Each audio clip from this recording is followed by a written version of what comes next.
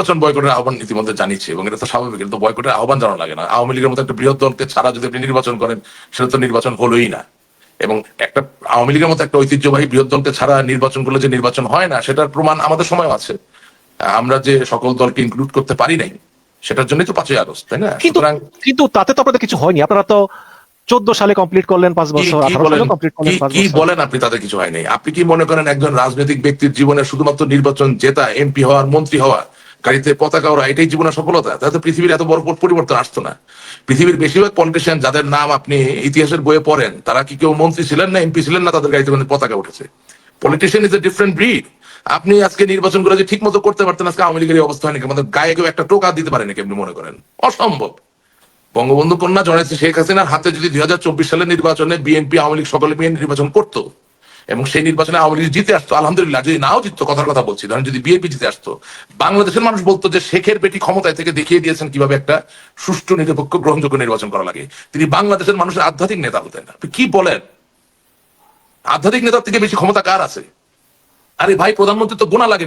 প্রথম দিন প্রধানমন্ত্রী হলে বা রাষ্ট্রপতি হলে গোনা লাগে কবে 5 বছর হবে, মার্কিন যুক্তরাষ্ট্রে কবে 4 বছর হবে, গোনা লাগে।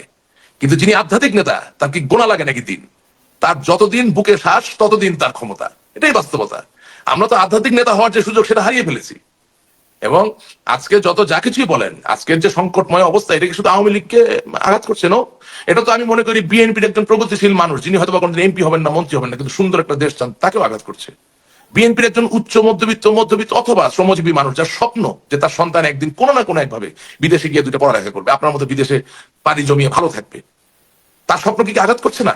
বাংলাদেশ যখন অস্থিতিশীল হয়ে যায়, তখন বাংলাদেশের একজন মানুষের জন্য ইউরোপ বা আমেরিকায় যাওয়ার যে প্রশস্ত পথ, তা কি দিনে দিনে সংকীর্ণ হয়ে যায় না? সুতরাং what I am trying to tell you, যে বাংলাদেশে তো এটা একটা বিরাট বড় সমস্যা। বাংলাদেশের পলিটিশিয়ানের সাফল্য এই আমরাই তো নষ্টের মূল। আমরা মনে করি যে চুরি করে সিল মেরে এমপি না হলে আপনি সফল না। এই জন্য তো এই রাজনীতিবিদ গুলো এই কাজ করছে।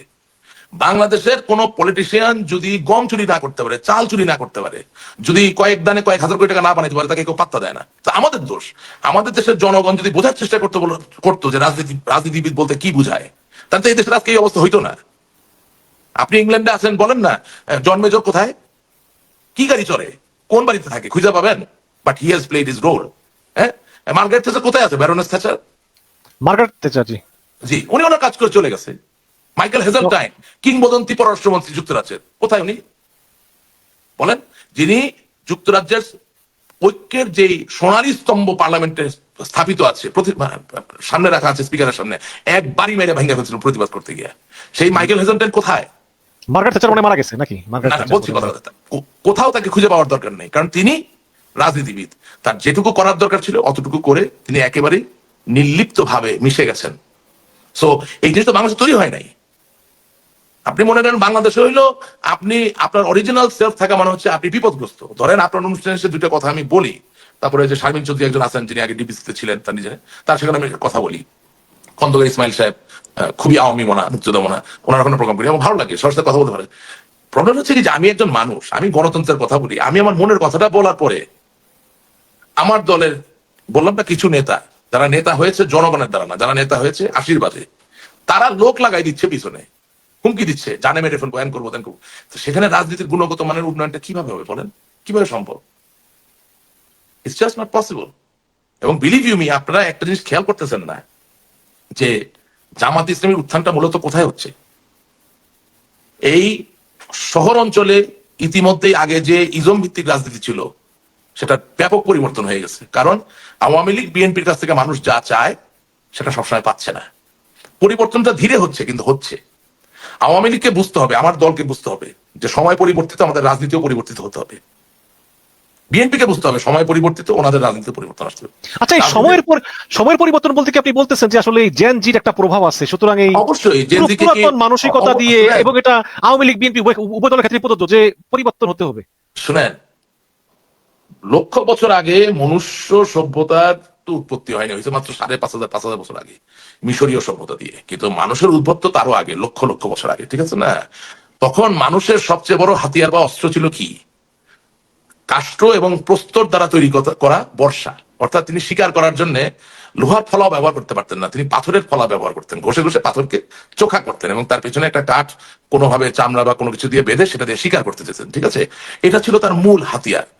যখন এই মানুষ আগুন জ্বালানো শিখে গেল তখন তো অনেক কিছুর ব্যবহারটা সহজ হয়ে গেল, কারণ আপনি গলাতে পারছেন, হ্যাঁ, এবং হিউম্যান সিভিলাইজেশন টোটাল একটা বড় একটা পরিবর্তনে চলে আসলো। তো আগুনটা হয়ে গেল তখন তার সর্ববৃহৎ হাতিয়ার। ঠিক আছে না? আজকের যুগে আপনি যদি আপনার ঘরের দিকে তাকান, আপনার সন্তান, আপনার আত্মীয় স্বজন, বাবা মা, সকলের সবচেয়ে বড় হাতিয়ার কি? Telephone, cellphone, mobile phone. Why? Not because you can make a phone call, মানে যেহেতু আপনি ফোন করতে পারেন এই জন্য না, এটা কারণ হচ্ছে এতে ইন্টারনেট নামে একটা জাদু আছে, যে জাদুর কারণে সারা পৃথিবীর এক প্রান্ত থেকে আরেক প্রান্তের সকল তথ্য আপনি পাচ্ছেন। এখন আওয়ামী লীগ একটা কনভেনশনাল দল, ঐতিহ্যবাহী দল, সেই দলের একজন নেতা কনভেনশনাল কথা বলতে গিয়ে যদি মিথ্যা বচন করেন, সাথে সাথে জেনজির যে জায়গাটা আছে তাকে পরিত্যাগ করছে। বিএনপির একজন নেতা তিনি বিএনপিতে বেগম খালেদা জিয়াকে উপরে উঠাইতে গিয়ে বা তারেক জিয়াকে তেল মারতে গিয়ে একটা মিথ্যা বলে ফেললেন, সাথে সাথে জেনজির ওই কানেক্টিভিটিটা থাকছে না, সে সাথে সাথে ওই নেতাকে পরিত্যাগ করছে এবং এই পরিত্যাগ করার পরে দেখা যাবে ওই দলকেও তিনি পরিত্যাগ করবেন। সুতরাং all I am trying to say যে বাংলাদেশের জন্য, বাংলাদেশের মানুষের জন্য প্রত্যেকটা রাজনৈতিক দল যারা এই দেশের জন্য রাজনীতি করতে চায় তাদেরকে মেধা, প্রতিভা এবং সততা, এই তিনটা জিনিসকে যদি সুনির্দিষ্টভাবে তারা রিকগনাইজ না করে, একনলেজ না করে, তাছাড়া বাংলাদেশের রাজনীতির কোনোদিন ভালো দিন আসবে না। আপনি আমাদের ক্যাবিনেটে, সাবেক যে ক্যাবিনেট, এটা আমার বলতে কোনো অসুবিধা, আমাকে মানুষ যত গালাগালি করুক যা পারে করুক কোনো সমস্যা নাই, পূর্ববর্তী যে ক্যাবিনেটে মেধা, প্রতিভা এবং সততা, এই তিনের বড্ড অভাব, আপনি খুঁজেই পাবেন না, একটা নাম বলতে পারবেন না। কিন্তু অনেকে তো অভিযোগ করে যে বিএনপির ভিতরেও এরকম আছে, মানে অনেক সে তার অবশ্যই পুরাতন ধ্যান ধারণা 2001 সাল থেকে 2006 সালে কি হয়েছিল একই ব্যাপার। 2001 সাল থেকে 2006 সালে যা হয়েছিল তার ম্যাগনিফাইড রূপ। বিএনপি তো 1996 সালের 15 ফেব্রুয়ারি নির্বাচন এককভাবে করার চেষ্টা করেছিল, মিথ্যা না? 2006 সালে তত্ত্বাবধায়ক সরকারের যে স্যাংটিটি, পবিত্রতা, সেটা তারা নষ্ট করেছিল। ইয়াজউদ্দিন সাহেবকে একই সাথে রাষ্ট্রপতি এবং একই সাথে প্রধান উপদেষ্টার ভূমিকা, নিপতির ভূমিকায় উপনীত করেছিলেন। কে এম হাসানকে প্রধান বিচারপতি থেকে প্রধান উপদেষ্টা করার জন্য এই যে বয়সের যে ম্যানিপুলেশন বিচারপতিতে তারা করেছিল, মরহুম ব্যারিস্টার মওদুদ আহমেদ সাহেব, শিওর তারাও একই দোষে দোষী। আমি তো কাউকে, শুনেন, এখন এমন একটা জায়গায় এসে দাঁড়িয়েছি যে এই জায়গায় আসলে কার দোষ বেশি কার দোষ কম এটা আপনি মাপতে পারবেন না।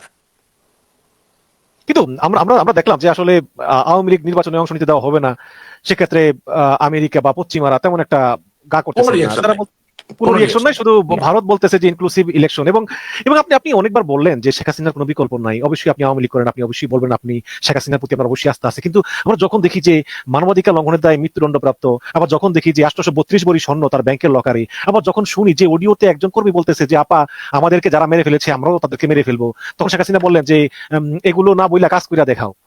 তো তখন আসলে মানে আমরা কিভাবে মনে করি যে আপনি যে বলেছেন যে জেনজির যে প্রত্যাশা সেটা আওয়ামী লীগ এবং বিএনপি অনুসরণ করতে হবে, এই শেখ হাসিনার মতো নেত্রী কি আসলে এই জেনজির প্রত্যাশা পূরণ করতে পারবেন বা সম্ভব এভাবে আওয়ামী লীগকে এগিয়ে নেওয়া? আপনি কি মনে করেন না যে আসলে পরিবর্তনটা দরকার আওয়ামী লীগের, মেবি বিএনপিরও? আচ্ছা দেখেন, আমি আপনাকে একটা আন্তর্জাতিক চক্রান্তের কথা বলি। সবাই তো স্বাধীন চক্রান্ত চক্রান্ত করে, আমি একটা আন্তর্জাতিক চক্রান্তের কথা বলি। হুসেইন মোহাম্মদ এরশাদ যখন স্বৈরাচার হিসেবে পদত্যাগ করলেন, ক্ষমতা থেকে চলে গেলেন, 1991 সালের নির্বাচনে কে এলো ক্ষমতায়? বিএনপি এলো। তো বিএনপি ক্ষমতায় এসেছে, তখন কি আওয়ামী লীগ ক্ষমতায় ছিল না? ছিল। কিভাবে তো হ্যাঁ, ক্ষমতা বিরোধী দলের বিএনপি জায়গায়- আসলো? হ্যাঁ বিরোধী দল ক্ষমতায়- ছিল। হ্যাঁ বিরোধী দলের ছিল। আমরা তো ছিলাম তো বাংলাদেশে, নাকি ছিলাম না? ছিল। ছিলাম তো। আচ্ছা, 1991 থেকে 96 সালের মধ্যে জনাব তারেক জিয়া বিবাহ করলেন। করলেন, জি। সেই বিয়েতে কি বাংলাদেশের মাননীয় বিরোধী দলের নেত্রী বঙ্গবন্ধুর কন্যা জননেত্রী শেখ হাসিনা যাননি? ওই একবারই না না, দেখা একটা হয়েছে। শেষ কথা, আমি শেষ করে গিয়েছেন, গিয়েছেন তো। আচ্ছা, বঙ্গবন্ধু কন্যা জননেত্রী শেখ হাসিনার স্বামী, আন্তর্জাতিক ভাবে স্বীকৃত প্রখ্যাত পরমাণুবিদ ডক্টর ওয়াজেদ মিয়া যখন মারা গেলেন, তখন বেগম খালেদা জিয়া কি জননেত্রী শেখ হাসিনার কাছে গেলেন না সহানুভূতি জানানোর জন্য? তাহলে একবার কিভাবে হলো? দুবার হলো, কারেক্ট? আচ্ছা, 1996 সালে, হ্যাঁ, 15 ফেব্রুয়ারি নির্বাচন করার চেষ্টা করেছেন, পারেননি। আওয়ামী লীগ ক্ষমতায় গিয়েছে, যায়নি? 12 জন গিয়েছে, জি, 12 জনে। তা আওয়ামী লীগ ক্ষমতায় গিয়েছিল, বিএনপি কি সদর্পে বাংলাদেশে ছিল না?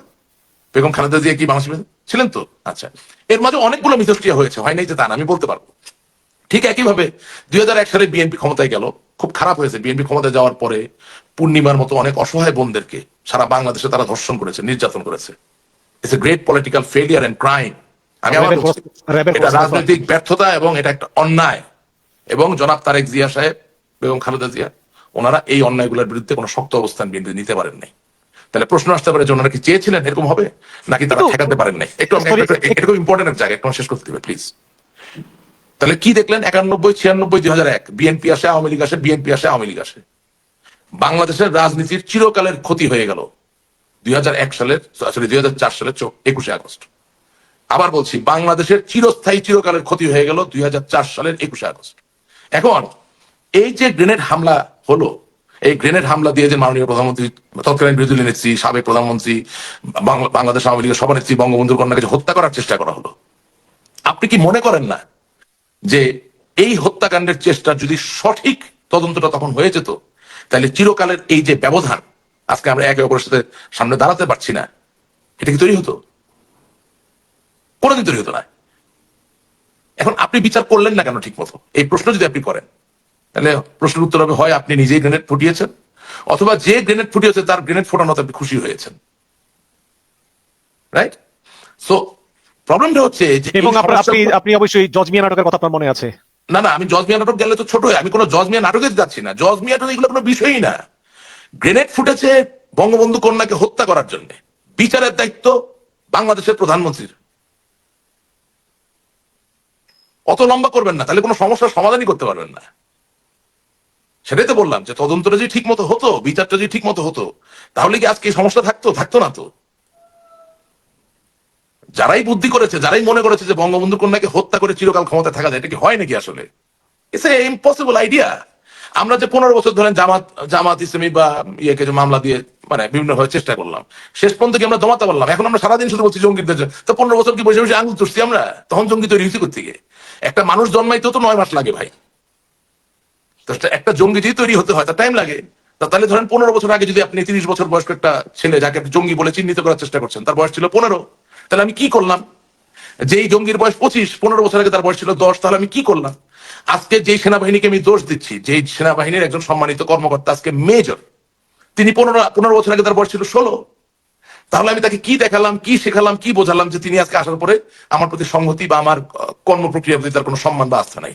এগুলো অনেক প্রশ্ন চলে আসে। কিন্তু এটাও আসে যে একবার আপনি আমি যখন একে অপরের জিঘাংসার অভিলাষে একেবারে উন্মত্ত অবস্থা থাকবো, মাতাল থাকবো, এবং সেটাই আমি দেখানোর চেষ্টা করব, তখন একে অপরের প্রতি যে সমঝোতা বা সহমর্মিতা, সেটা তৈরি হওয়ার তো কোনো সুযোগ থাকে না। এবং তখনই কিন্তু তৃতীয় কোনো এজেন্সি সুযোগ নেয়। আমি আপনার অনুষ্ঠানে এটাই বলার চেষ্টা করছি যে আজকে বাংলাদেশের রাজনীতির রঙ্গমঞ্চে আপনি যাই দেখতে পাচ্ছেন, বাংলাদেশকে সামনে এগোতে হলে ওই আওয়ামী লীগ, ওই বিএনপি কে লাগবে, দুটোকে। কিন্তু দুটোর ভিতরে এই ব্যবধান কারা তৈরি করছে, এটা যদি দুই দলের সর্বোচ্চ নেতৃত্ব বোঝার না চেষ্টা করে, তাহলে বাংলাদেশকে আপনিও টকশো করে বাঁচাইতে পারবেন না, আমিও টকশো করে বাঁচাইতে পারবো না। এটাই রিয়ালিটি। আমি বলতে চাচ্ছিলাম যে বিএনপি তো, জি বলেন প্লিজ। এবং দুঃখজনক বিষয় হচ্ছে, যিনি সর্বোচ্চ নেতৃত্বে থাকেন তার পক্ষে সবকিছু সবসময় দেখা সম্ভব হয় না, এটা বাস্তব।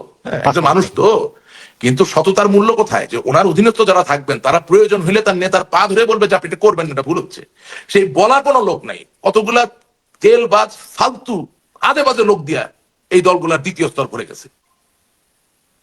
আমরা তো দেখছি বঙ্গবন্ধুর সময়, আমার আব্বা, আমার দাদা, আমার নানাদের কাছে শুনছি বঙ্গবন্ধুর সাথে রীতিমতো ডিসকোর্স, রীতিমতো ডিবেট হইতো নেতাকর্মীদের।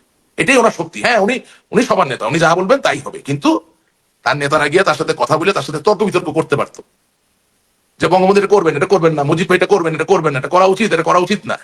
তারপরে হ্যাঁ, উনি সকলের নেতা, তিনি বাংলার অবিসংবাদিত নেতা, তিনি জাতির পিতা, তিনি বাংলাদেশের স্বাধীনতার কি বলবো দ্রষ্টা, তিনি যে সিদ্ধান্ত নিবেন।